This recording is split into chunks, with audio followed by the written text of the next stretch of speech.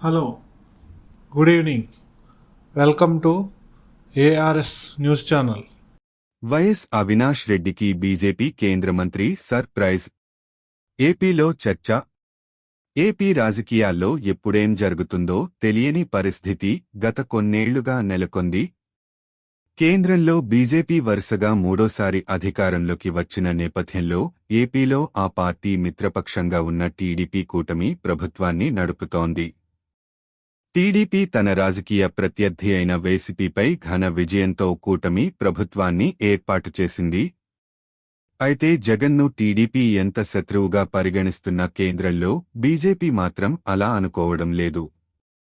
అలాగే జగన్ కూడా బీజేపీని శత్రువుగా భావించట్లేదు. ఈ రెండు అంశాలకు నిదర్శనంగా తాజాగా రెండు కీలక పరిణామాలు చోటు చేసుకున్నాయి.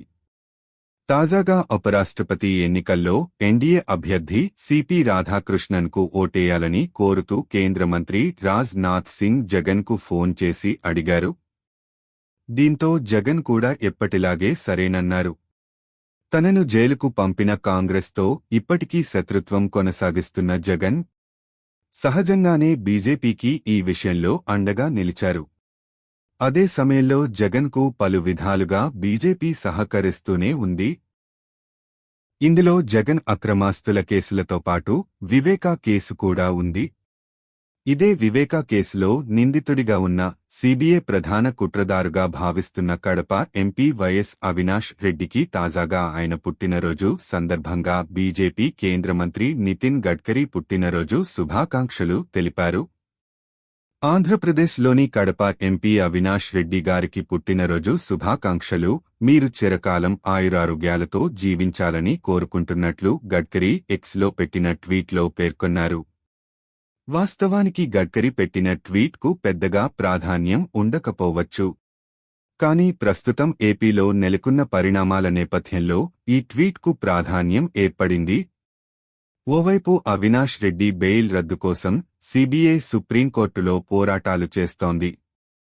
ఇందులో సీరియస్నెస్ లేదని మరోవైపు వివేకా కుమార్తె సునీతారెడ్డి ఆరోపిస్తున్నారు.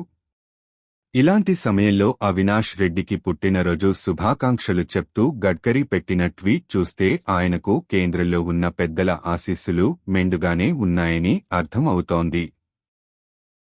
లేకపోతే గడ్కరీ వంటి బిజీ కేంద్ర మంత్రి కేవలం ఏపీలో ఓ విపక్ష ఎంపీకి ఇలా పుట్టినరోజు శుభాకాంక్షలు చెప్పాల్సిన అవసరం లేదని అర్థమవుతోంది.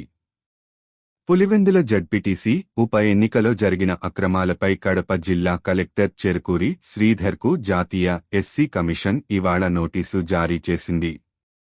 ఎస్సీ ఓటర్లు తమ ఓటు హక్కును వినియోగించుకోకుండా అడ్డుకున్నారని, పోలింగ్ బూత్లను గూండాలు ఆక్రమించారని, నిజమైన ఓటర్ల పేర్లతో వారి అనుమతి లేకుండా ఓట్లు వేసినట్లు కమిషన్కు ఫిర్యాదు అందింది. ఇలాంటి ఘటనలు ప్రాథమిక హక్కులను తిరస్కరించడం, షెడ్యూల్డ్ కుల ఓటర్లపై దౌర్జన్యాలకు సమానమని ఎస్సీ కమిషన్ పేర్కొంది. దీనిని పరిగణనలోకి తీసుకుని ఎస్సీ కమిషన్ రాజ్యాంగంలోని ఆర్టికల్ 338 కింద తన అధికారాలను వాడి విచారణ ప్రారంభించింది. ఆగస్టు 26న ఇచ్చిన నోటీసులో 15 రోజుల్లోగా దీనిపై కలెక్టర్ వివరణాత్మక చర్య తీసుకున్న నివేదికను సమర్పించాలని ఆదేశించింది. బూత్ల ఆక్రమణ, ఓటింగ్ హక్కులను తిరస్కరించడం, ఓట్ల దుర్వినియోగం వంటి ఆరోపణలపై ఎలాంటి చర్యలు తీసుకున్నారో నివేదికలో పేర్కొనాలని సూచించింది. దీనిని పరిగణనలోకి తీసుకుని ఎస్సీ కమిషన్ రాజ్యాంగంలోని ఆర్టికల్ 338 కింద తన అధికారాలను వాడి విచారణ ప్రారంభించింది.